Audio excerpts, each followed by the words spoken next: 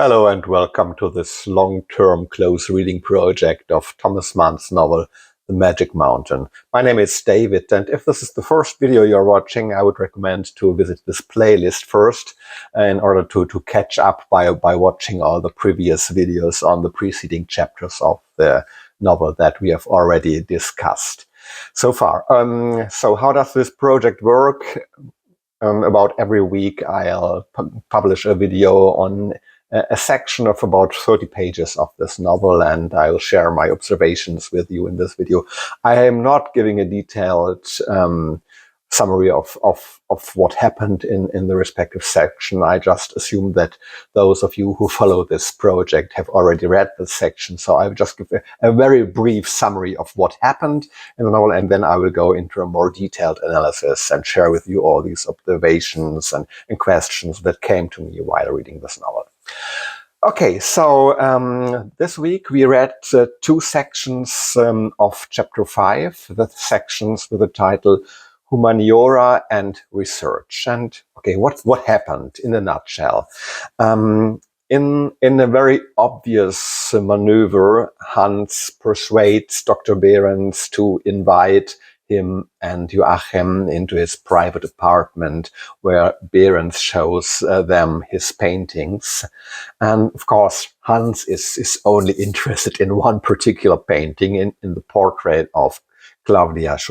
And when he sees this portrait, he is completely beside himself. He begins to babble away in an almost feverish manner, and he pesters Behrens with many questions about anatomical details, probably in the hope of finding out more about the female body in general and Clawdia Chauchat's body in particular.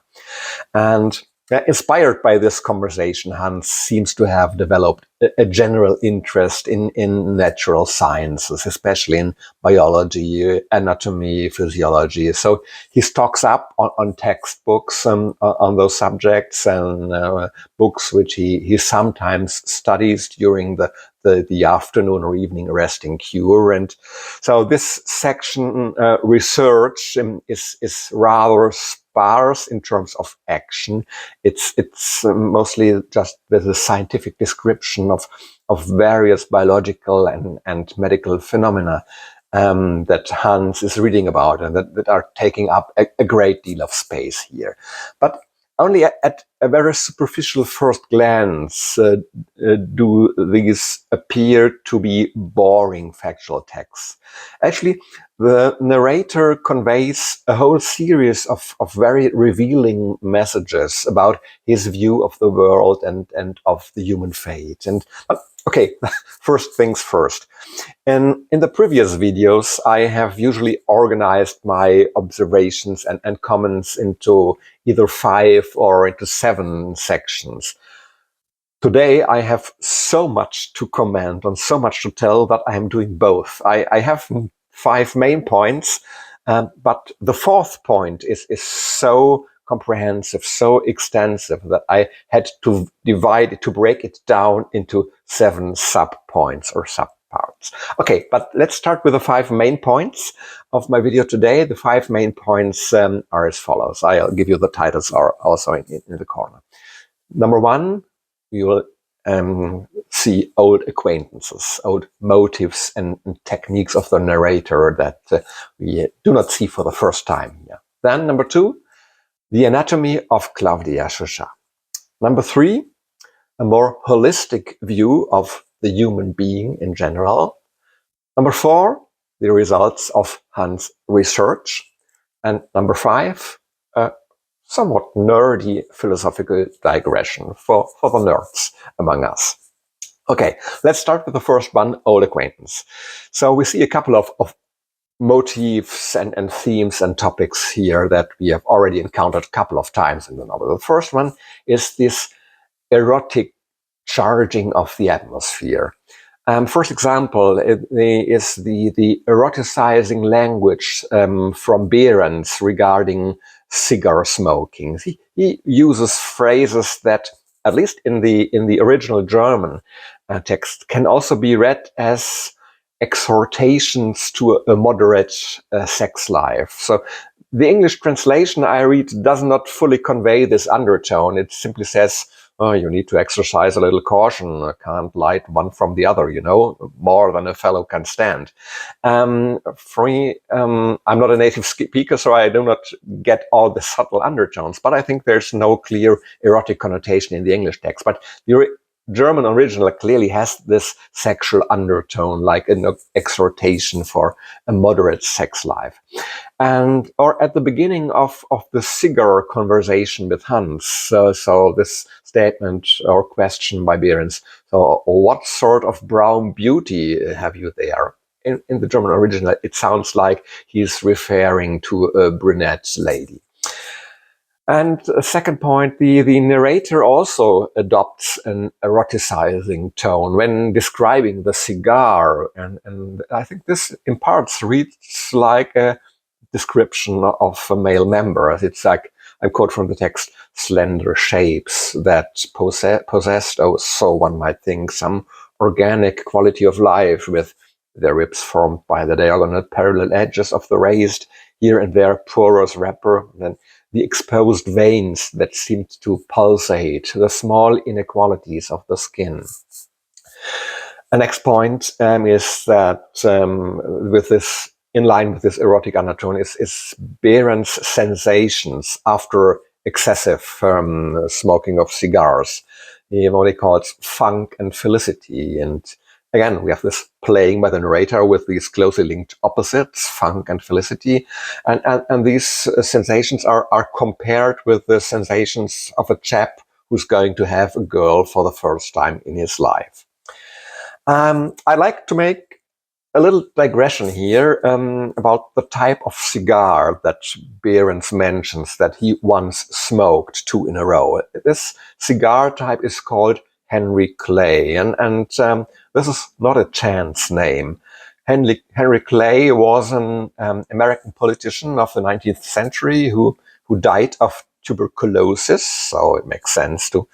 It's a nice play here by the narrator, and he had several offices. He was once the US Secretary of State, and he was also a presidential candidate. He failed 3 times as a presidential candidate in the election, partly because he did not want to sacrifice his personal convictions in favor of higher chances of success in the election. He was, for example, in favor of the abolition of slavery, and he was also against the war that the US started against Mexico to conquer Arizona, California, Nevada, Utah, parts of New Mexico, Colorado, and Wyoming. So these were parts that belonged in the past to Mexico, and the US started a war to conquer these parts. And he was famous for his quote, I'd rather be right than president. Okay, let's not comment too much on politics here. Let's move on with the text. This eroticization can also be seen in the reading done at the Berghof. People don't actually seem to read much at the Berghof, and if they do, they tend to read only the latest bestsellers and books by fashionable writers. But one of the few books that triggers sort of a hype was a kind of handbook of the art of seduction. Again, we have this erotic undertone here. A volume that was, or that is said to be poorly bound and badly translated from French. And we don't know exactly whether there is a real book referred to here. It might be that Thomas Mann was inspired by this book that was published in 1905, and that, at least in terms of its title and its appearance, has quite a lot of resemblance with the description of the book in The Magic Mountain. Okay, another old acquaintance is this aestheticization of the banal. Which we have also seen for a couple of times. First example is the description of the cigar box. It's described as a beautifully varnished box, ornamented in gilt, with a globe and several medals, and an exhibition building with a flag floating above it. And also, Hans and Behrens, when they speak of the cigars, they do so like a sommelier speaks of an elegant wine. A cigar has a bouquet you don't often come across at the price. Sumatra, Havana wrapper, medium mixture, very fragrant but cool on the tongue. And third example of this aestheticization of the banal is the Turkish coffee service that Behrens uses. It's made of brass, and there's a description of the tubular shape of the coffee grinder with its erotic ornaments. It's a banal object of their everyday use, but it's designed as an aesthetic luxury object, and it's obviously bearing erotic images, thus also building a sort of a bridge to what was said earlier, an atmosphere of eroticism. And the painting, of course, the portrait of Clawdia. The only thing that seems to be really interesting about this painting seems to be Clawdia's décolleté. It is described really in detail, the coloring of the skin, the small mole, the bluish veins, and Hans even strokes the painted cleavage, and the narrator almost zooms into the picture through Hans' eyes until Hans almost imagines pressing his lips against it and feeling the smell of the human body. And a third old acquaintance is the fact that appearances are deceptive. Many things are deceptive also in this part. This begins with Hans' motives for his feigned interest in Behrens' painting skills, and even Joachim is deceived at first and thinks that this interest of Hans is genuine and harmless, until of course he realizes that as always, Hans' obsession with Clawdia Chauchat is the main motive here. Then there's another deceptive impression is the slit impression of Clawdia Chauchat's eyes. It's also said to be based just on illusion, just vexation. It is only an illusion caused by a specific shaping of the eyelid, the so-called epicanthus medius, as Behrens prefers to name it. And third example, probably a slight variation on the saying appearances are deceptive. One could also say beautiful appearances are only a question of perspective. What from a distance looks like velvety, attractive, supple skin, on closer inspection with a sort of microscopic view, it turns out to be something coarse, with coarse pores, scaly, interspersed with glands and hairs, and composed of many components with unappetizing names like horny and mucous strata of the epidermis, oil and sweat glands, blood vessels and tubercles, a fat layer. So even what is generally regarded as the pinnacle of beauty and eroticism, the female curves in all the right places, all this is ultimately nothing but fat. So I will come to this. I will come back to this strictly anatomical view of the human being in more detail later when discussing the research section. At this point, when Behrens comments on the skin, this made me think of Jonathan Swift's satirical novel Gulliver's Travels.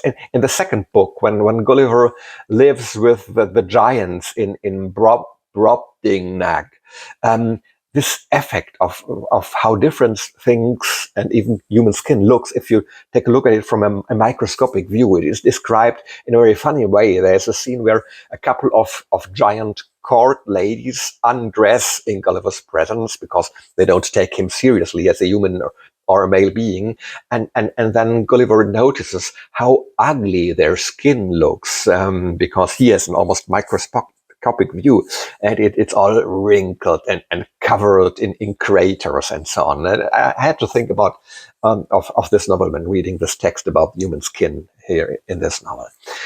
And okay, another the fourth old acquaintance is Behrens as a dubious character.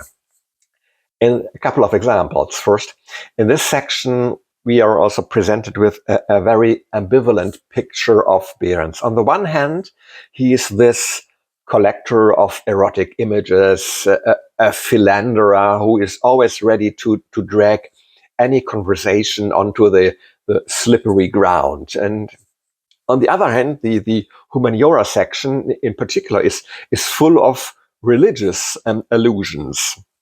I quote here, as they said, behold, there came Hofrat Behrens through the garden. So this is classical biblical language, like in one of the first chapters of Genesis, I think Genesis 3, verse 8, when God Almighty, the Creator, is walking through the Garden of Eden in the cool of the evening. I think this is a reminiscence to this biblical verse. And at Mrs. Salomon's table, Behrens was seen folding his gigantic hands in front of his plate. So almost like a pious father saying grace before the meal. And I think it's certainly no coincidence that he is doing this not on any table, but on the table of Mrs. Solomon, a woman with an Old Testament name. So he also seems to have a classical education, which he also likes to show off and to display in the form of quotations like this, behold, behold, Timotheus, this quote from a famous German ballad by the German poet Friedrich Schiller, Die Kraniche des Ibicus. But then it seems that his education is not so good after all, and he allows himself slip-ups that one would rather expect from Mrs. Sturr. For example, he correctly quotes in Italian the Italian painter Correggio, but he obviously thinks that Correggio is Spanish. So it's a bit weird, this part. Okay. So we've seen a couple of old acquaintances. Let's move on to the second main point of this video. The second point, I've used the title, The Anatomy of Clawdia Shosha. Before I go more into the detail of the scientific topics there in which Hans continues his education in the research section, I would like to take a closer look at the dialogue on anatomical topics that takes place in Behrens' apartment between him and Hans. At first glance, this dialogue seems somewhat confusing, seems to be jumping back and forth between different topics, but on a closer inspection, however, it becomes clear that this section also follows a certain logic. The trigger is Behrens' statement that he knows Clawdia's inner life. I quote, well, I know her under her skin, subcutaneously, you see. And then he lists 3 areas in which he is familiar with Clawdia's body. Blood pressure, tissue tension, so that is the skin more or less, and lymphatic circulation. And precisely these 3 areas, blood vessels, tissue or skin, and lymphatic system. This is what all the rest of the conversation revolves around. And not by itself, but Hans keeps prodding Behrens to talk about exactly these 3 topics, to cover all of them: blood vessel, skin, and lymphatic system. Behrens talks about the skin on his own initiative. First about the eyelid thing of Clawdia, but then Hans wants to know more about it, and he uses his questions to specifically direct Behrens to find out more about the skin. For him, and because for him it's not just any skin, it's interesting for him because it's about Clawdia's skin. And so he manipulates Behrens into telling him more and more about the structure of the skin. And then Hans takes, for a short interlude, Hans takes off his own mind off the subject by speculating about a better place for the picture and making a short philosophical speculation.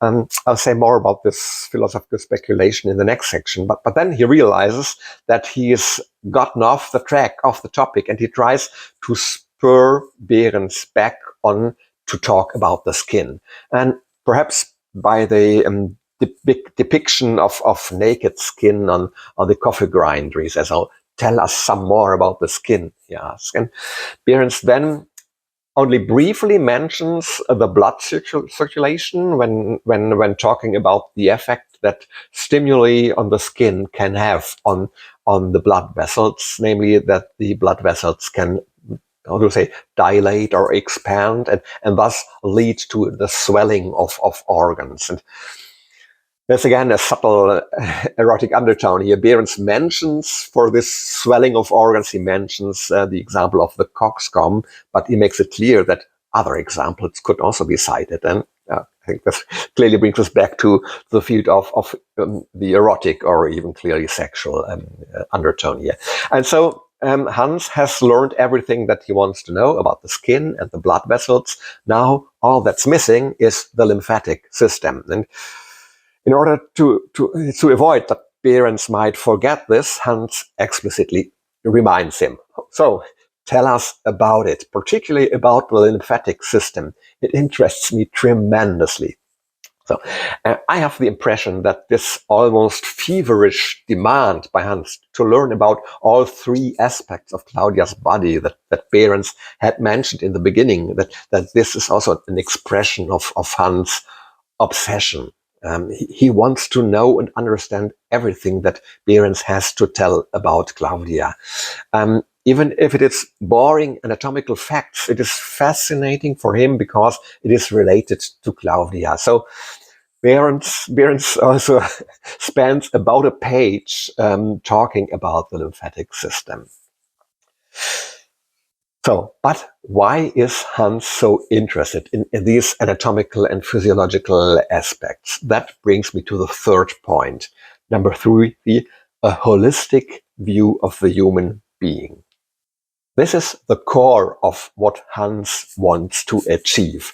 This is at the core of, I quote, some remarks of his own of a general and philosophical nature which interested him no less mightily. He then expresses himself somewhat awkwardly, but I will try to express Hans' ideas in a somewhat paraphrased, condensed form. Hans' train of thought goes more like this.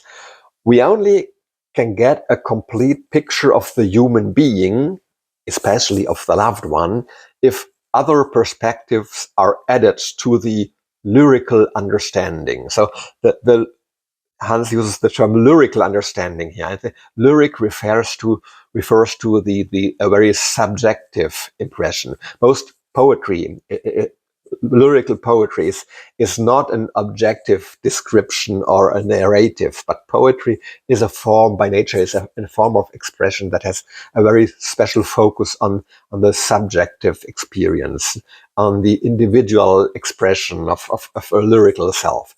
And for Hans, though, it is important not to focus on this lyrical impression only, but to add also observations from other perspectives. And here Hans uses the image or the comparison of the traditional 4 faculties of the classical European university: theology, law, philosophy, and medicine. And so these are he mentions these are not by chance, but these are the classical university faculties that have prevailed throughout Europe since the 12th century, when the modern European university was founded. And Hans makes a slight change here. He changes to philosophy. He replaces it by a pedagogical or education, but I think this is only a shift of nuances.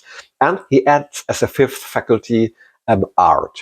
And so I think his idea is that it takes a combined view from all these perspectives to get a complete picture of the human being, in particular of the loved one of Claudia.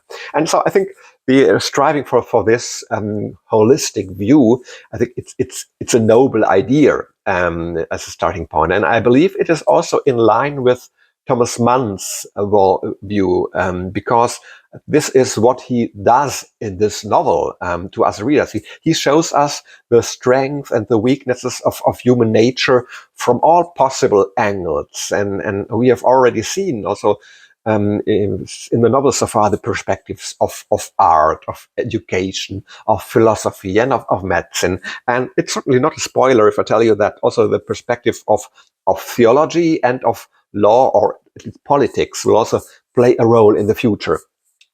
But here in this context, the academic approach seems a little bit strange, almost silly, for two reasons. Firstly, because Hans' main motivation is not a general thirst of knowledge of human nature, but he is just driven by an obsession with Clawdia, and because also there are many indications throughout the text that the big philosophical issues are not so important for him. They seem to be just a nice pretext for the conversation. His real interest is primarily in Clawdia's body. That is why he's touching the painted cleavage. And the second reason is, I think there's a discrepancy between Hans and Behrens in this conversation, and it is becoming more and more evident the longer we read this conversation. Hans becomes more and more exalted, making increasingly pompous pseudo-philosophical speeches, while the explanations given by Behrens become more and more short and disillusioning and more banal or material. So Hans is using big words to ask, so what is the human body made of? And Behrens only answers very succinctly, water. And then he goes on to talk about the dark sides of life, rigor mortis, putrefaction, decay, oxidation. Living is dying and it doesn't smell good, and so on. And so the discrepancy between what Behrens is saying and Hans' high-sounding rhetoric could hardly be greater. This adds a little an undertone of silliness, ridiculousness to this approach of Hans to go for a holistic perspective of the human being. And then towards the end of the section, Humaniora, I find it interesting that suddenly the theme of melancholy emerges again. I think we now remember that it plays a major role in the novel, and now it emerges here, and Behrens seems to be struck by melancholy. It's not clear whether it's the preoccupation with the purely material side of life and the transcendence, meaning, and purpose no longer play a role. So when the meaningless of life becomes apparent, so to speak, because everything is doomed to decay, or perhaps it's much simpler, just that the fact that the conversation about death simply awakened memories of his deceased wife in Behrens. Who knows? Let's move on to the fourth point, the next one. Number 4, Hans' research. Most of this section is taken up by the report on Hans' scientific reading. The title research is somewhat misleading here. To be clear,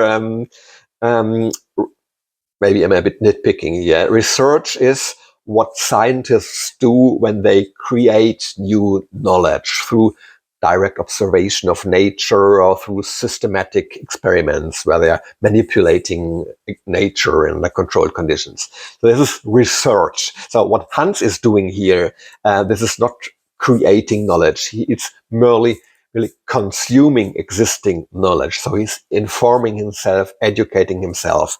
So, but maybe that's just my personal problem as a scientist. I'm a bit pedantic here, and maybe that in colloquial language, the term research is also adequate to be used for reading any non-fiction text. So, okay, but what is Hans' research all about?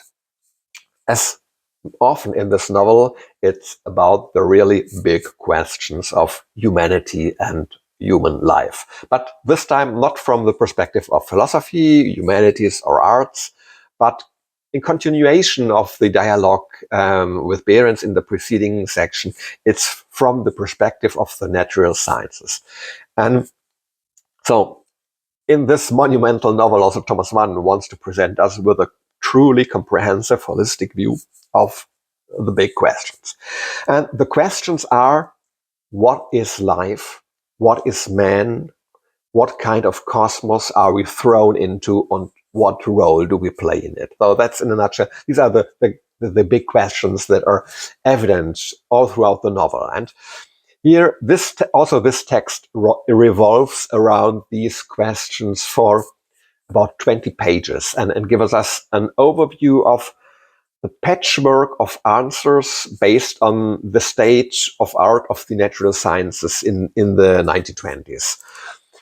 For readers who are not so familiar with scientific terminology and thinking, this section may be a bit difficult to understand, as it contains an enormous number of scientific terms and special scientific concepts. But you don't need to feel bad about it if you don't understand all this science terminology.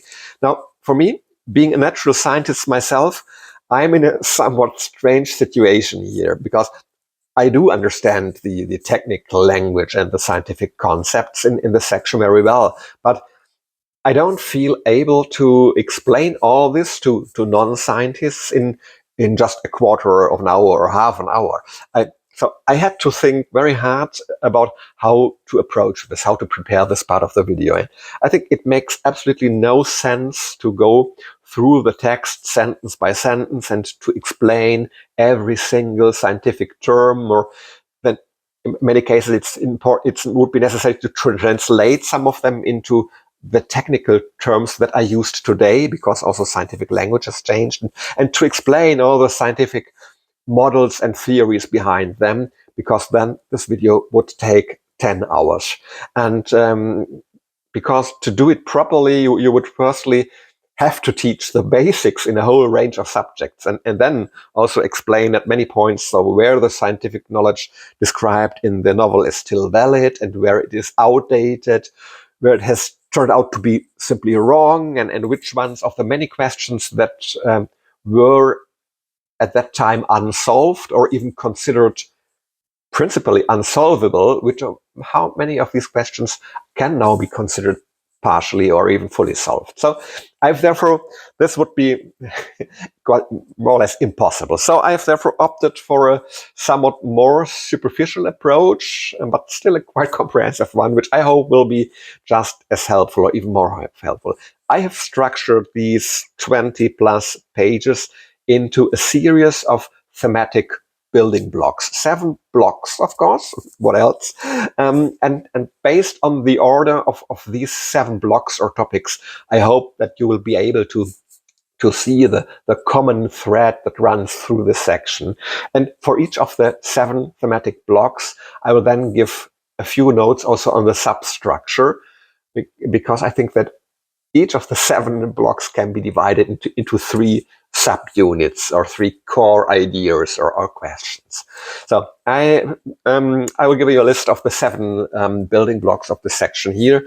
The first 3 are almost identical. Three times there's the question, what is life? And there are different answers given.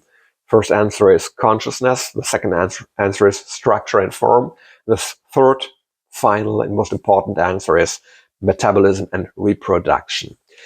Then there's an intermezzo. We have Hans has a vision of life as Venus in a human form. And then the big but, or however, because the picture has many gaps, and we learn about the gaps. And I have skipped one. What is man and how is he created? Number 5. Then there's the big but, or however.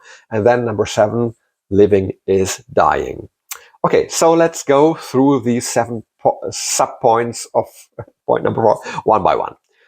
The first 3 parts revolve around the same question. What is life? Or actually in the text it's translated, what was life? However, the question is posed 3 times in the text, and the number 3 is certainly no coincidence, because in Western culture, the number 3 often stands for the comprehensive, the complete.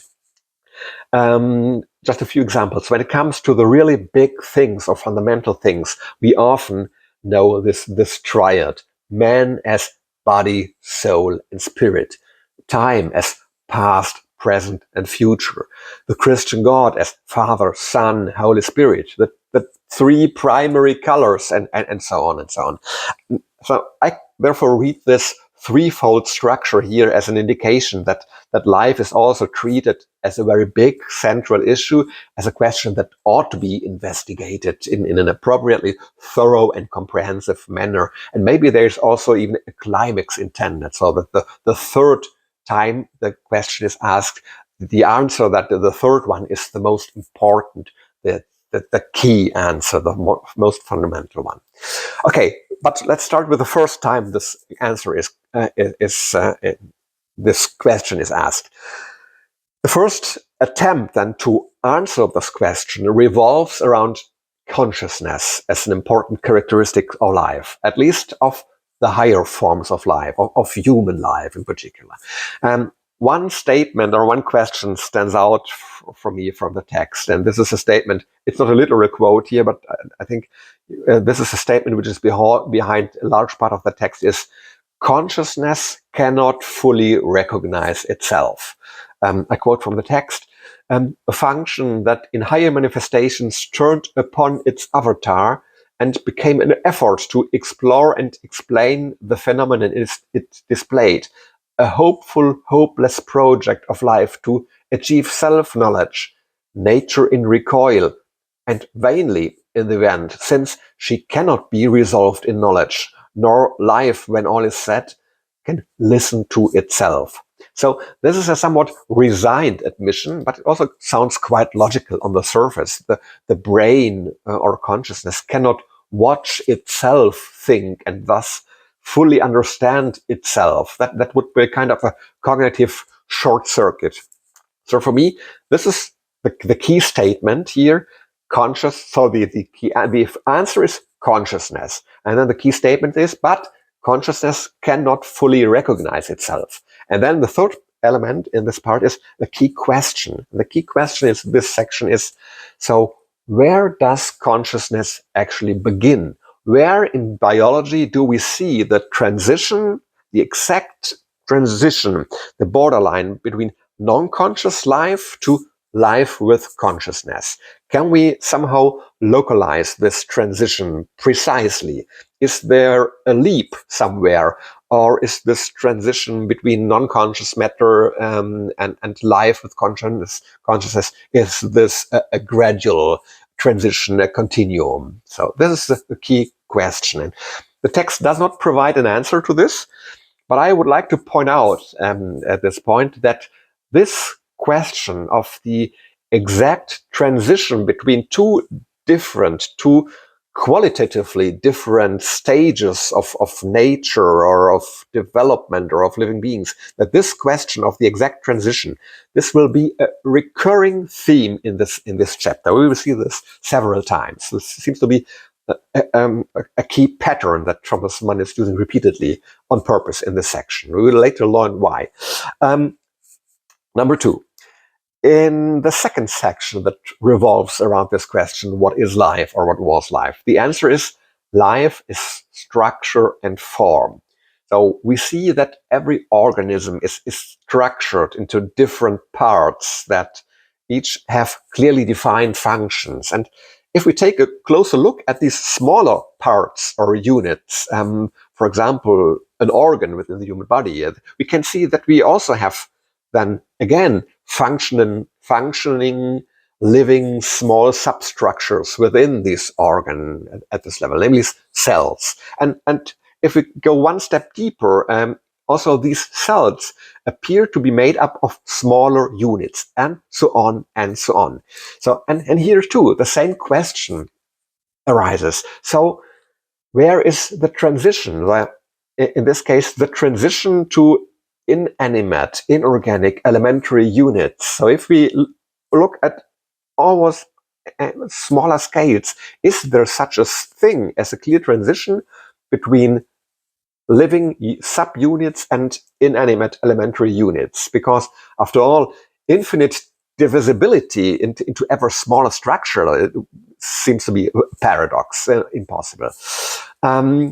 Okay, so this is in the novel. This is an open question, and here I cannot resist the temptation to include a small scientific digression on the current state of scientific knowledge, on the question of the structure of cells and whether they are made up of ever smaller structures. So today, 100 years later, we cannot answer all, but many of these questions. We know quite precisely the structure, not only of the cells of living organisms, but also of the substructures of which cells are composed, right down to individual molecules and atoms. So here is a simple schematic illustration of a cell with the substructures it contains, the so-called organelles. I don't know how to pronounce it in English. And we also know quite precisely how these individual building blocks are made up, right down to the exact structure of the molecules of which they are composed. I'll just show here one example. I'll just pick as an example a simple one, that the cell membrane, that is a sort of an outer coating of the cell, which is made up of small structures like this one, like that look like 2 layers of tuning forks or heads with 2 tails. So these units are the so-called phospholipids, and here again a zoom picture of how these phospholipids are built. So the differently colored spheres here represent the different types of atoms that make up these molecules. And we know exactly the structure, what kind of atoms build these molecules. So this is just an example, but in a very similar way, we also know the exact structure of the other cell structures, right down to the level of molecules and atoms. Of course, there are still some gaps to be filled, and every now and then we discover some new detail. For example, a new enzyme is found, or a new intracellular messenger substance is discovered. But in principle, we already know the cell quite well, down to the smallest substructures, right down to the atomic level. So there is no infinite divisibility into ever smaller living structures. There is a clear point where we reach a level and the transition between non-living chemical molecules and living substructures. And we also have plausible models of how at least many of the chemical building blocks that make up cells, how these could have been formed by natural chemical reactions under the conditions that prevailed on the early Earth a few billion years ago. I can't go into that any further in detail.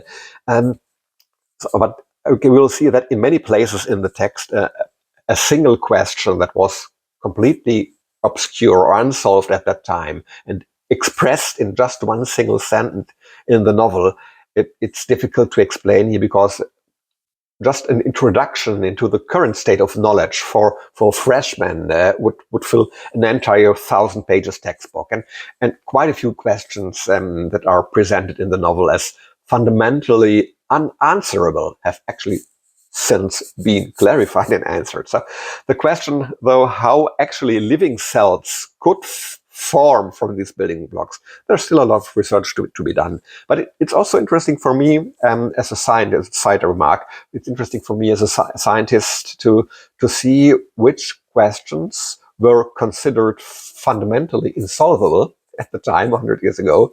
And because on one hand, this leads to admiration of the achievements of the human intellect and of the increasingly sophisticated methods of scientific investigation, but it also teaches us to be very humble and cautious when assessing whether a problem is solvable or not. Okay, so after this small and extremely superficial digression into biology, let's get back to the text. I'd like to repeat, the answer here is life is structure and form.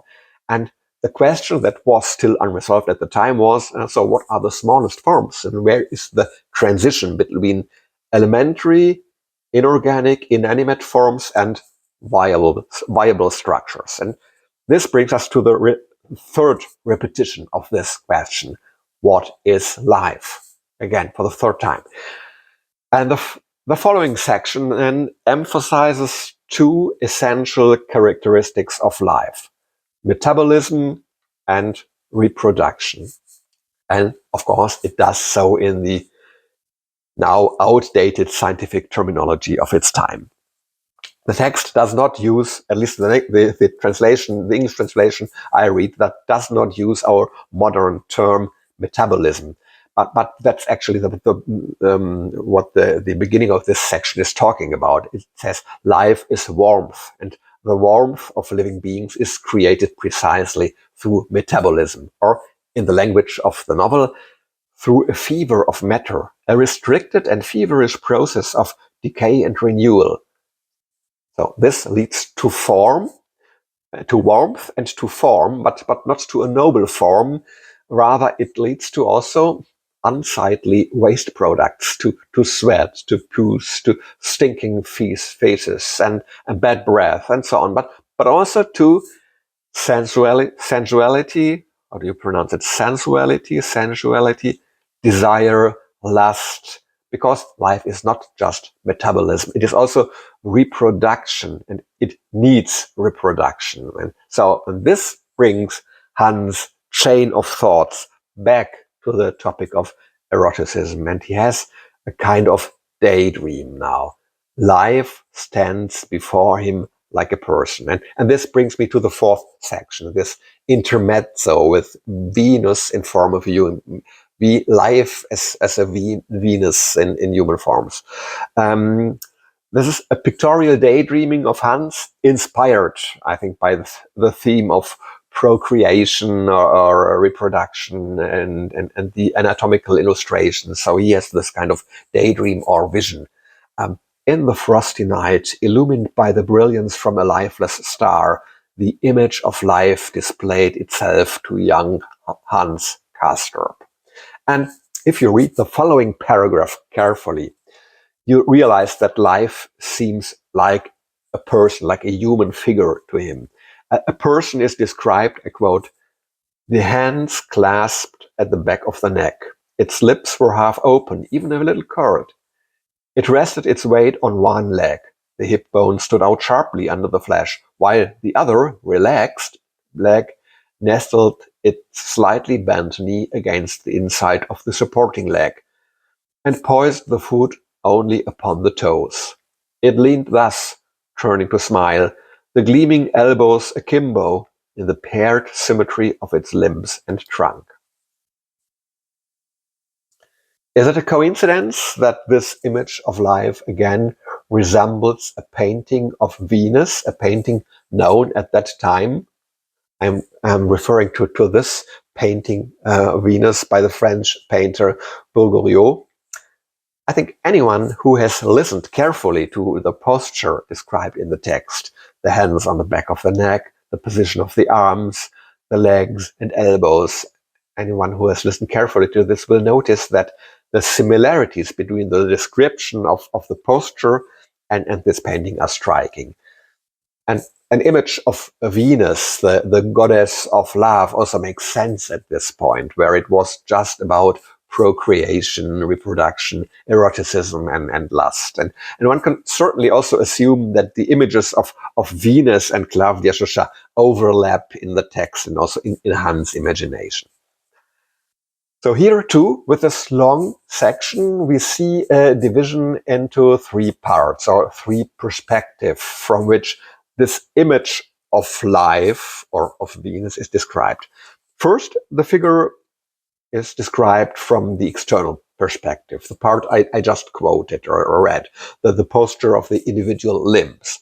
And then secondly, there follows a paragraph there, the internal anatomy is described, the organs, the blood circulation, the lymphatic system, the bones, the tendons, and cartilage. And thirdly, there's a return to the theme of form and structure.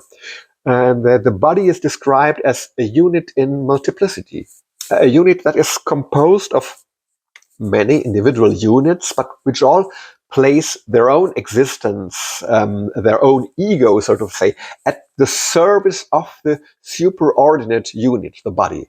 And then this is rounded off with an almost philosophical digression about the contrast between the individual and the mass, about the tension between the individual I, the ego of the subunits, and the collective we of the body. And here we see this typical Thomas Mann technique of creating tension from opposites, from contrasts, but not a destructive sort of tension. Rather, in this metaphor of the body, this fine balance between the individual life of the individual cells and organs and the life and well-being of the whole organism. This tension or contrast is something incredibly productive, positive, sustaining. This is a basic condition for human life or for life in general.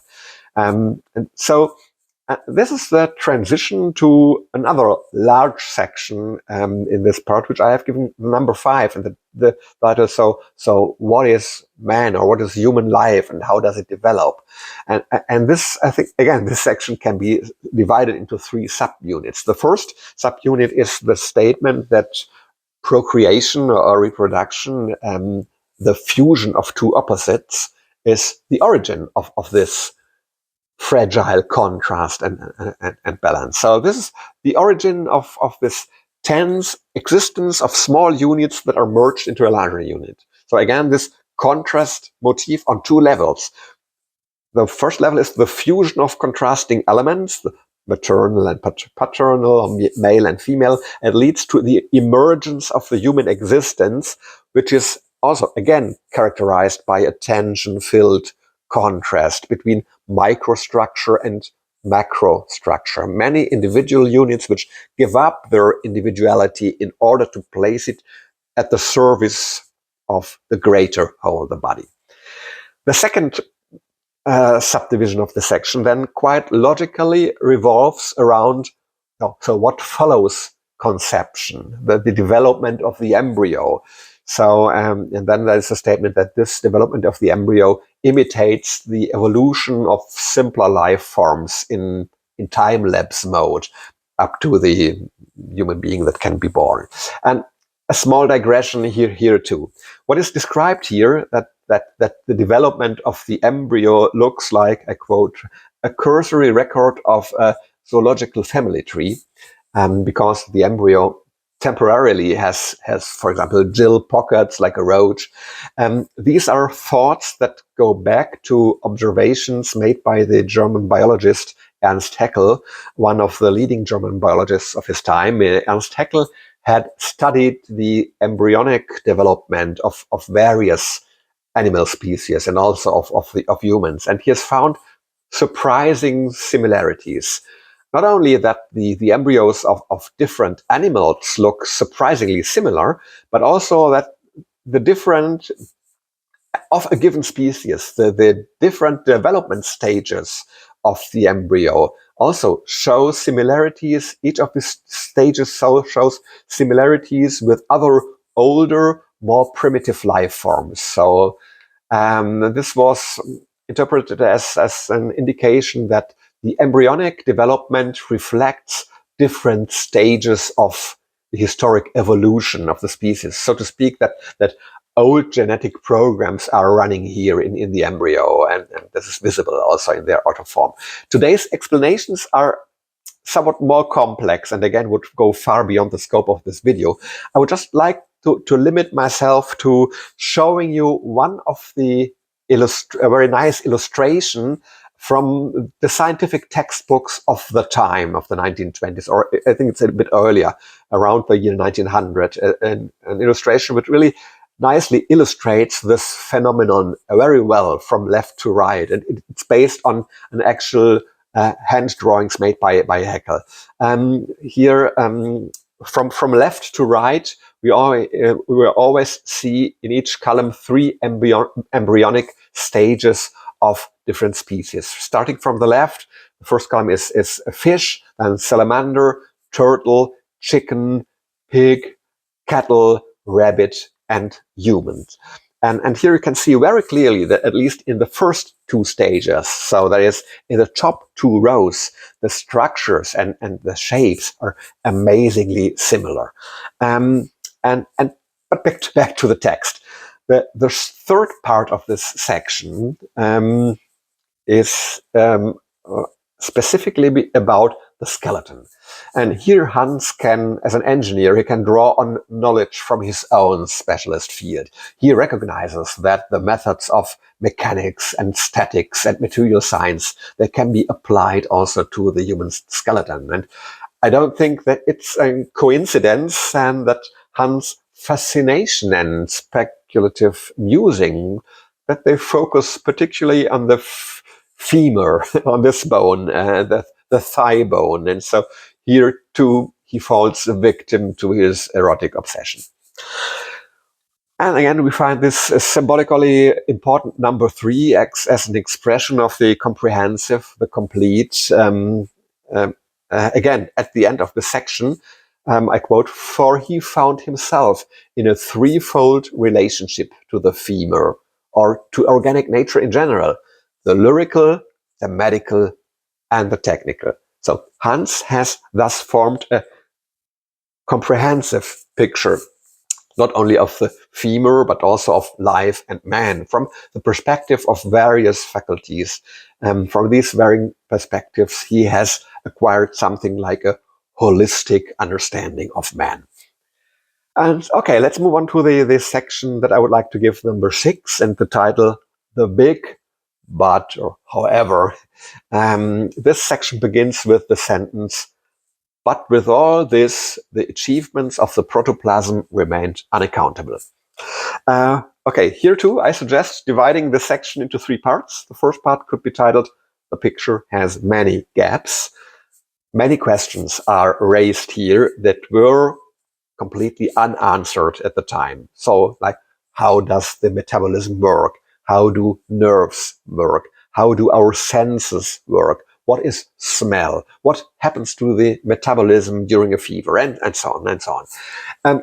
I think it's clear to anyone who paid attention in biology lessons at school that today, 100 years later, we can give very precise and very detailed answers to most of the questions posed in this part of the text. But that's not the point. After all, nothing has fundamentally changed in the fact that in the natural sciences, in particular, every question that is answered usually raises at least one new question. So we always have a picture that is incomplete in parts. There will always be blank spots and some gaps. But the second and third section of this part, I would like to title them "Zoom In" and "Zoom Out." And they begin with the sentence, "But what was all this ignorance compared with our utter helplessness in the presence of such a phenomenon as memory?" and so on. And then the "Zoom In" section looks deeper and deeper at an almost ever more microscopic level into the ever smaller biological structures, touching on unresolved questions, and above all, it circles frequently back to one of these questions so frequently asked in this chapter about the transitions between qualitatively different structural units. In this case, it's for example, the transition between the various building blocks of life. So what is the transition from individual cells to organs? What are the smaller units that cells are made up of? If you look at smaller and smaller structure, can you find the exact transition where dead chemical compounds, atoms, and molecules become the structures of life? Because ever further divisibility into ever smaller elementary units would be paradoxical. But a concrete specific transitional stage could also not be imagined at the time either. So I think it's good that we have already clarified this fundamental problem a bit earlier, at least as far as the structure of cells and cell components is concerned, as I've tried to illustrate this with the figures in part 2 of this video. But after this zooming in to ever smaller structures, then suddenly comes a very quick zoom out to ever larger structures in space, in the cosmos. Because inspired by the models of the atom that were used back then. So the narrator draws an analogy with the cosmos, I quote, "The atom was a cosmic system laden with energy, in which heavenly bodies rioted, rotating about her center like a sun," and so on. And this is where a rather philosophical and speculative part begins, so that the same structures can be found on a large scale as on the smallest scale. In other words, just as the electrons in an atom revolve around an atomic nucleus at a relatively large distance, the narrator sees this as kind of a mirror image of astronomical conditions, of planets orbiting the sun. And then this is followed by a speculation that we are probably all familiar with, that we have done as children, all of us. So that is whether our macrocosm is then something like the microcosm of a higher dimension, of another gigantic reality. Who knows? At this point, I'm tempted to start a third digression for those who are interested. And yes, it's also a tongue-in-cheek play with number 3, so the third scientific digression. Hans' speculative ideas about the structure of atoms and the analogy of them to the macrocosm, the solar system and outer space. This makes sense given the level of knowledge by non-specialists about the structure of atoms at the time. At that time, atoms were also imagined to be similar to a solar system, an atomic nucleus like a sun, around which electrons rotate in orbits at different distances. So the narrator uses more or less precisely, accurately the scientific model that was in fashion at that time. And so perhaps you also learned a very similar atomic model at school if you had physics or chemists, and you may remember Rutherford's and Bohr's atomic model. And Hans sees this as a kind of universal law in this analogy. The same structure, so we have the same structures on the micro scale and on the macro scale. So nature, it mirrors itself or repeats itself. And I think this analogy thinking has also found its way into our language today. So people like to talk about the microcosm and the macrocosm. And for Hans, this is then the opportunity for a few speculative musings. However, I think fundamental explanation from the scientific point of view should be given here. This similarity between microcosm and macrocosm is purely an artifact. It's an artificial construct made by the human mind, by the mind of scientists. They are the model of the microcosm of the atom and of the macrocosm are both models that people have devised, not to describe the world as it really is. We can't do that. We don't know anything about the world, but what our senses tell us and what our mind is able to process. So all scientific models describe nature not in the way it is, but in a way that we can understand it. So, and now comes another digression within a digression for the nerds, especially where the objects of investigation elude any direct observation by our normal senses. Science is dependent on developing so-called models, and these models do not claim to describe nature as it is. So I'm always repeating myself. Not as it is in what philosophers call an ontological way. Science can't do that. It's as simple as that. What is important is that we have models that work. That is, that models that can describe and predict as correctly and as accurately as possible the objects or the phenomena they are intended to describe, and they describe it in a way that we can understand.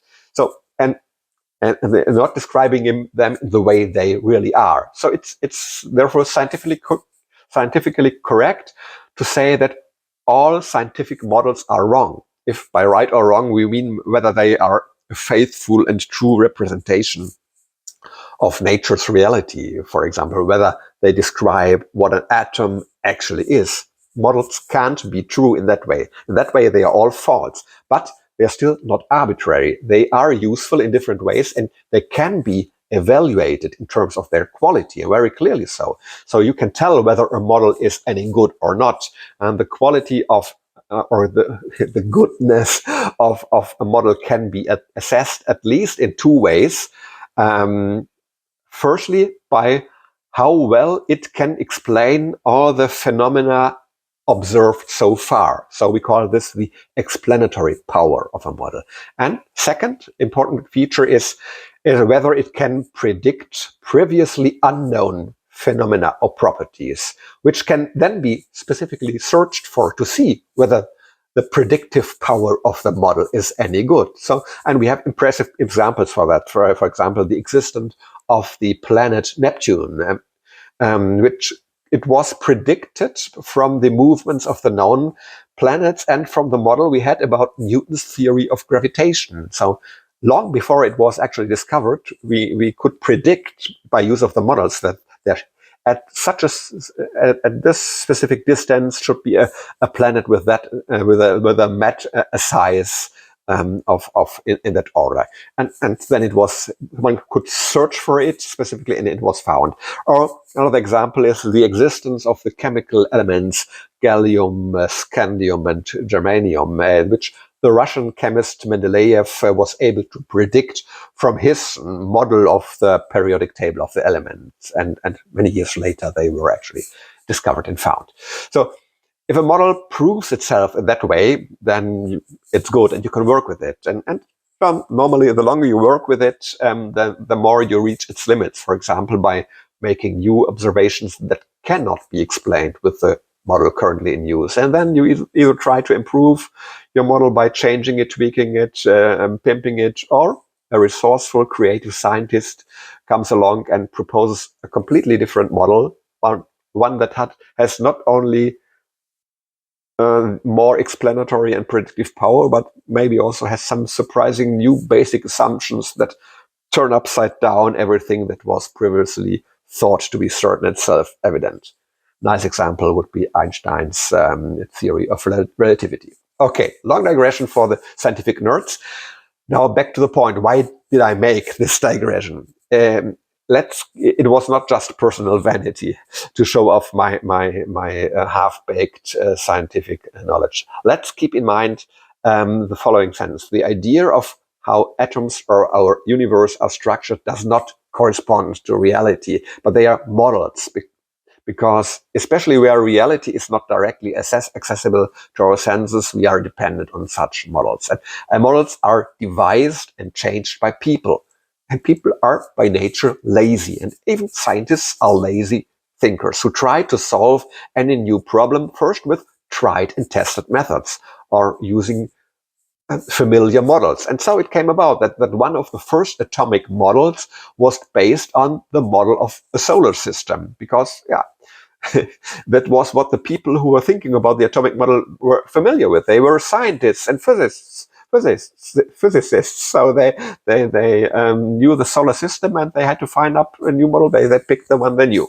Okay, so the similarity between the microcosm and the macrocosm, therefore, does not lie in the matter itself. There's no somehow mystical, mysterious analogy, mirroring interrelationship between the scales, but this similarity was man-made, because this atomic model was devised by people, by physicists and chemists who were simply familiar with thinking in structures such as the solar system with orbiting planets. And when they encountered the need to come up with a model for the atom, they just modified what they already had in stock. So today we do not know. We work with atomic models that no longer bear much resemblance to solar systems. For those of you who are interested in that stuff, you may want to look up quantum mechanics or atomic orbitals at Wikipedia as a starting point. Phew, that was probably a tough ride. Okay, so to conclude, why did I include such a long and winding digression? Hans speculates here at the structures of the microcosm, that the atomic level, that these are mirrored in the macrocosm and perhaps even repeated in larger structures. And these speculations are quite understandable, but they are simply based on a lack of understanding how scientific works, and especially how science creates and uses models. And you can forget all of the neuroscience digression that I made here, I would be more than happy if if at least the non-scientists among you will keep only in mind the following two sentences on science as a take-home message. First, science does not describe the world as it is, but as we can understand it. And second, in principle, all models are wrong, but some are useful. Okay, and then this core idea that we do not really know what the world is like, but we can only recognize it as it presents itself to our senses, our imagination, and our mental powers. This idea will also become very important later in my last point in this small philosophical digression on Schopenhauer. And that's also why I put so much emphasis on this digression on science theory. But for now, let's get back to the text. We have now reached the seventh part of Hans' research. For this one, I would like to use the somewhat provocative title, Living is Dying. However, this provocative and seemingly paradoxical saying or title is not mine at all.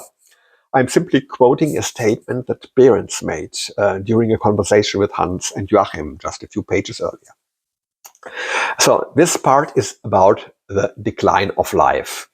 I also see three different subsections. I will give the first subsection the title Nature and Genesis of Disease. And this section begins, he read of the existence of parasitic cell juncture and of infectious tumors. And what then follows is a description of the biochemical processes at the cellular level that are characteristic of a very specific infectious disease, which the author does not name, playing a nasty little hide-and-seek game with us. But what is described here is actually what is going on at the cellular level and the organ level when one suffers of tuberculosis. Now, of course, again, in the terminology and within the limits of the state of knowledge of the 1920s. And of course, the selection of tuberculosis for this part also makes a lot of sense for this novel. And the second subsection of this part, which I would call or title A Chain of Sins, it begins with the words, thus far pathology, the theory of disease. And what follows here, there's a connection drawn to desire that is classified as sinful. And then the arc is drawn further. Not only is illness the result of a sort of sinful desire, life itself, the emergence of life from inanimate matter. There's more a rhetorical question. Is that also a kind of infection, a kind of illness? Or in more abstract religious terms, is this a kind of fall from grace, original sin? Or even further back, the emergence of matter through a kind of that first increase in the density of the spiritual, the primeval stage of matter, the transition from the insubstantial to the substance. This was the fall. This is exactly how it is named in the text. This was the fall.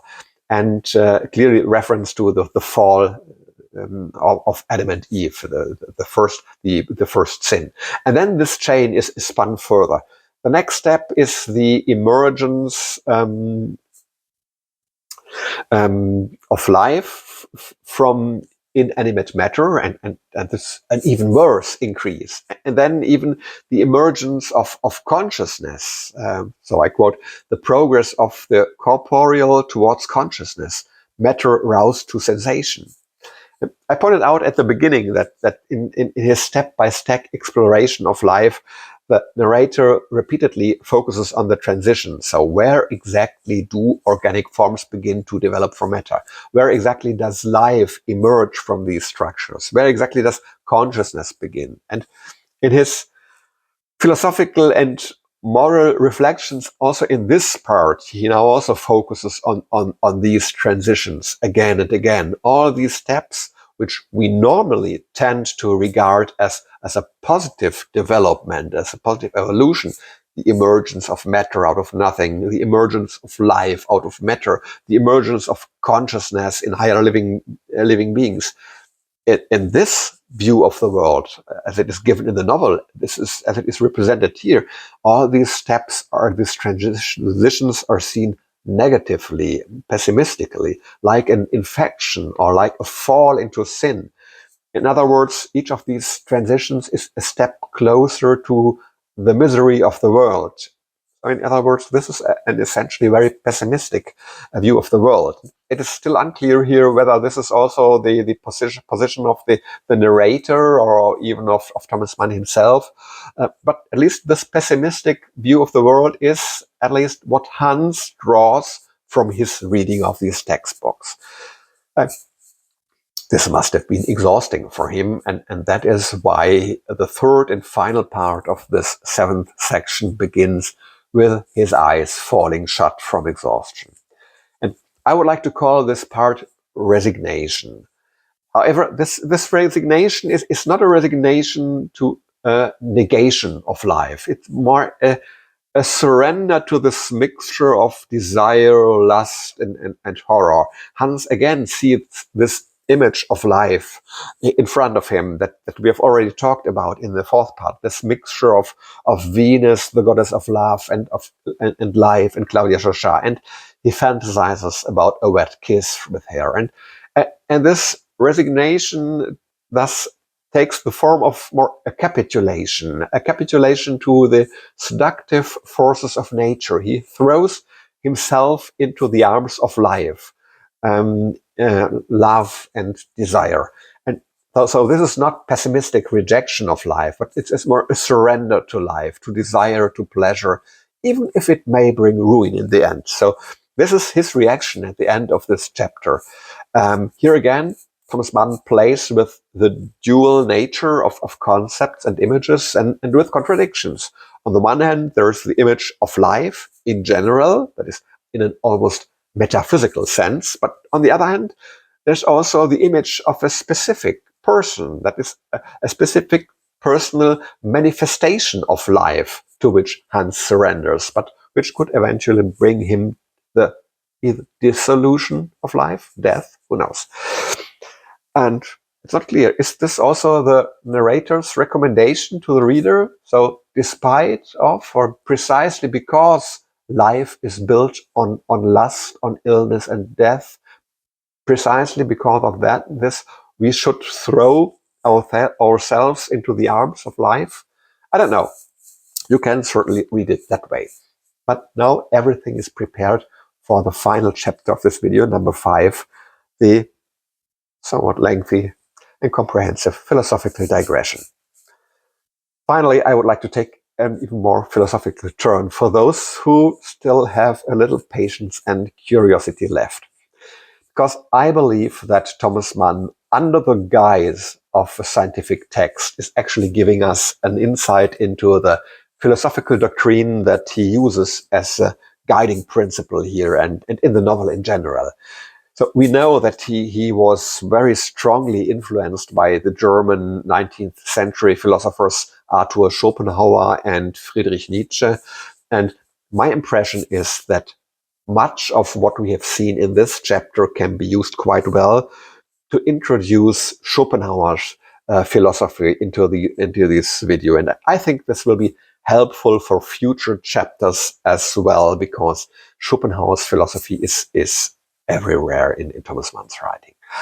I must warn you that, so it's a sort of a disclaimer, I am neither a philosopher nor a Schopenhauer expert. I have only acquired a very superficial knowledge of the subject, and perhaps any professional philosopher will throw up their hands in disbelief about what I'm saying here. But I hope it's not that bad. I think the following schemes and slides and considerations that I've developed, they seem logical and coherent, at least to me. So I hope it's not too much nonsense. But if you're an expert in the matter, and if you notice any gross errors here, please do let me know. And I'm always happy to learn and to improve my understanding of these philosophical matters. So I believe that Thomas Mann has aligned the scientific considerations in this chapter with the main ideas of Schopenhauer's major work. Schopenhauer has written quite a few books, but his main work is one in 2 volumes and with the title The World as Will and Representation. And in the following slide, I will try to explain what the core of this work is. The world as will and representation, and how it relates to all what is said in the chapter research. So, the world as will and representation. That sounds a bit strange at first. And to understand this, you need to know that in the beginning that Schopenhauer uses the 2 core terms, will and representation, quite differently than we do in our everyday usage of the language. For Schopenhauer, the will is not just any will, not even our human will. For Schopenhauer, the will, with a capital letter, is the supreme principle of the world. It is the basic principle, the driving force. It's a kind of creative, primal drive that stands behind everything, behind the whole universe, the whole world.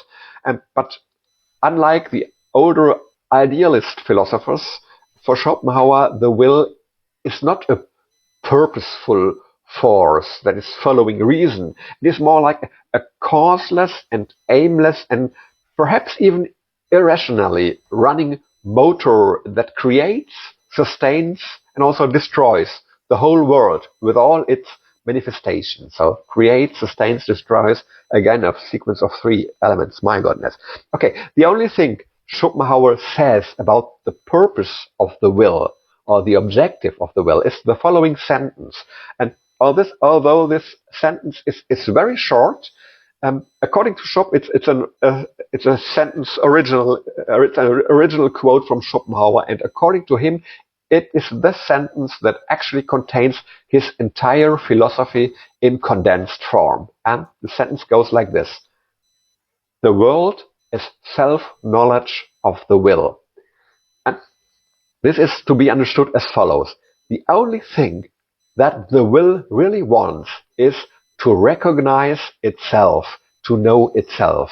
And to do this, it needs individual beings with consciousness that are able to perform this act of recognizing, of knowing the will. And that is why the will sets in motion the whole machinery of the universe and the world, this whole chain that Thomas Mann describes in detail in the section research. So the will becomes matter. First of all, dead matter or inorganic matter. And then there's a mysterious transition to living matter. So Thomas Mann calls dead and living matter, he calls it inorganic and organic. I have put the terms in quotation marks here because, strictly speaking, in natural sciences we use these terms inorganic and organic somewhat differently today. But in this way, the connection between the illustration and the text is stronger, so I kept them here. Then, in the next stage, we don't know exactly how, they become cells and living beings. And finally, a further development leap or transition to the human being, the human individual who has a consciousness and can recognize the will behind the world. And since all these developmental steps are caused by the will, so this is what the black arrows are supposed to express. That's the reason why I've drawn them in black in the same color as the top box with the will, because ultimately this is all driven by the will. These are all manifestations or representations of the will. So with the objective that it finally can therefore recognize and know itself through the human being. Now, 2 more notes on the color code in the slides, which are important now. The blue boxes, they ultimately describe the world as we perceive it through the limited means of our senses, of our intellect, our imagination. So, as we've learned earlier in my first digression of science, this is not the world as it really is. In an ontological sense, we cannot know anything about it. We can only perceive it as it presents itself through our senses. The term presents is a key. a key verb here. So this is what Schopenhauer means by the term representation. The world as representation. So this is all the blue boxes. That's the world as representation. And now the title of his major work becomes clear, I think. The world as will and representation. So it's all like given in this figure. The world is the blue is something that is caused by the will. The will being something which stands above everything and behind everything, and the manifestations of the will, the whole reality, our world as it presents itself to us, to our senses and our mind. That is the world as representation. So I hope that now the title, The World as Will and Representation, has become clear, and also how this connects to all this, how nicely this connects to this chain that Thomas Mann is describing here in this section. So this is surely an oversimplified presentation of Schopenhauer's main work in one single graphic and in a form twisted to match the main narrative thread of the specific chapter in a specific novel. But I think it could do the job to help us understand this chapter of the novel. And then let's move on to the second explanation of the color code I used. You see that the final arrow, the last one, is green, in the same color as the text in the middle. And I will now show the text in the middle in full. And then the reason for this will become clearer. Because here, in this last stage of the recognition of the will by man with his consciousness, there lies a fundamental problem. There's a field of tension, even a contradiction, because any human being is something individual. It is an individual unit. It's separated from the great whole. But the will is something all-encompassing. And, but this all-encompassing thing should and can now recognize itself only through an isolated individual. So this necessary isolation of the entity that is recognizing the will, this obviously stands in a stark contradiction to the universal and all-encompassing nature of the will. And this is sort of a first problem area, or I have called it the first conflict of man. So I have listed three conflicts here. The whole thing is a contradictory situation, and as a thinking person, we are aware of this contradiction, at least after we've read Schopenhauer. The second area of conflict is that consciousness, our urge for knowledge, is also directed at ourselves. So people have the urge to recognize, to understand themselves. To put it somewhat abstractly, the subject, the human being, becomes its own object of observation. And this is probably where a second fundamental problem or area of conflict lies. Because, and it's used another color code here, red. Because how can a thinking system like the human being really recognize itself, understand itself? And remember that the text has reflected on this, has pondered on this very question in the novel. How can it understand its own thinking? Can the brain observe itself think and still understand how its own thinking and understanding works? So incidentally, this is also a question that is formulated in a slightly different wording at one point in the chapter, this chapter of the novel. Our urge for knowledge, it is directed against or at ourselves, and it has to remain unsatisfied because we reach a fundamental limit, because a given system cannot fully understand itself. So for this, to fully understand ourselves, we would have to be able to adopt a point of view outside ourselves. And then there's a third point of conflict. Yes, symbolic number 3 also plays a role here. Because we have a consciousness, we also have an awareness of death. We are aware of our own mortality.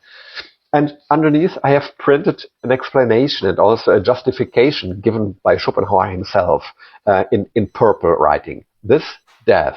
And for some, this may be a comforting thing. This death is only the end of the individual. It's not the end of the all-encompassing will. And one can, but does not have to find comfort in this. And incidentally, Schopenhauer borrows from Buddhist thought here, which also propagates the extinction of the individual consciousness through emerging into the greater whole. And Schopenhauer has explicitly mentioned that he borrows this from Buddhist thought. But the second part of this text in violet, is in purple, is also important. It's Schopenhauer's explanation of why this death of the individual is necessary from a philosophical point, from the point of from his philosophical system, because it is the death is the final solution of a fundamental flaw. It's the destruction of the fundamental aberration of our being, because we are something that should not be. Therefore, we have to cease to be. Then I have marked this part. We are something that basically should not be in green, because this sentence refers to what is written in the center of the circle below. We should not be because there's this conflict. We are single individuals, and thus this contradicts the universal nature of the will. Another interesting point is that Schopenhauer here links the fact that we are something that actually should not be. He links it with lust, with a concept that also has connotations of sinfulness. And this is also a thought that we found in the text of the chapter Research, so that the narrator links all these transitions from spirit to matter to man. On the one hand with lust or desire, and he also describes them as a chain of sins. So, if you're not completely confused yet, perhaps you can follow me for 2 more slides. Again, also 3 slides. What else? The question that arises is, so what? Or rather, what now? What does this mean for us? What do we do as human beings in this situation? How can we resolve these conflicts, or at least cope with them, bear them? And above all, what does Hans Castorp do with it? According to Schopenhauer, there are 2 ways for people to deal with this conflict situation in a creative way to make it bearable. Option one is the ascetic option, renouncing the world as representation, renouncing all the material and sensual aspects. That's the ascetic option. The second option is the artist's way out, to aesthetically shape the world as representation. That is, to aesthetically shape all the material and sensual aspects of the world. And I think we have actually already seen this at play in the novel. All this aestheticization of the banal, which has already been mentioned several times, is a way of dealing with the world in this sense. So Thomas Mann is actually applying this approach here. In my opinion, Hans Castorp does not follow any of these paths fully. Hans is certainly not an ascetic. I do believe that we will get to know another important character in the novel who fits more into this category, but Hans is certainly not one of them. In my impression, after reading the text of this week, Hans chooses a third path, the path as a lover. This becomes very clear at the end of the section when he throws himself into the arms of this female figure in his daydream. Is it life? Let it be life, let it be Venus or Clawdia. Anyway, he figuratively throws himself into the arms of life, despite the knowledge that even this path cannot save him from death in the long term. And because I like circle diagrams so much, here's one last slide with another circle that shows what happens to Hans in this chapter in a structured way. I believe that Thomas Mann describes 2 interlocking circles in this chapter. One is the circle I showed first, how Schopenhauer's idea of the world as will and representation can be a sort of blueprint behind the whole event. But there's also a second circle that makes Hans' position more clear. Here too we start with a rather abstract concept. We've seen that the chapter revolves very centrally around the concept of life. What is life, is asked 3 times. And we have learned from Schopenhauer that life must inevitably lead to death. And Behrens also said a few pages earlier, living is dying. So we can put life and death into one box. But we can make this even more precise on the basis of this chapter. So what is life? After the first 2 partial answers as to what life could be, consciousness, form or structure. The third and most important answer in the text is life is procreation. And procreation is made possible or driven by desire or lust, which incidentally brings us back to Schopenhauer. And lust is represented in the novel by the idealized figure of Venus, the goddess of love, who also appears to Hans in his daydream. But it does not stop at the idea or the ideal, but in the novel, and also at the end of the chapter, Venus manifests herself quite concretely in one person, in the person or the dream image of the person of Clawdia. So here we see another point of contact with Schopenhauer's ideas. The abstract idea manifests itself in a single concrete individual. So, and Hans throws himself into the arms of this manifestation of love and sinks into an intimate kiss with her. And this female figure was also presented to us a few pages earlier as the image of life. So I think it's, with a little abstraction, you can construct a second coherent and self-contained circle from the sequence of ideas in the research section, which does not stop at the theoretical level, but describes Hans Castrop's action and fate in very concrete terms. So whether this throwing himself into the arms of life keeps him alive in the novel, or whether it will lead to his death, we will hopefully find out later. For now, for today, we have to endure the suspense. So that was my attempt to bring a bit of order and structure to this incredibly dense and rich section of the text. I hope it did not completely confuse you or exhaust you, but gave you a few ideas to for your rereading the text or to think about. And in any case, for me, this was just a lot of fun, and I'm very much looking forward to the next chapters. And I sincerely hope you won't be put off, but will stick with it and also continue reading the novel and watch the next video again in about a week time, which will be about the Dance of Death section. I think it's quite logical that the next section has something to do with death. You have just learned that living is dying, and the current chapter we have looked at the question, what is life, from many different angles and perspectives. So it's logical that we'll now need to look at the other side of the medal, dying or death.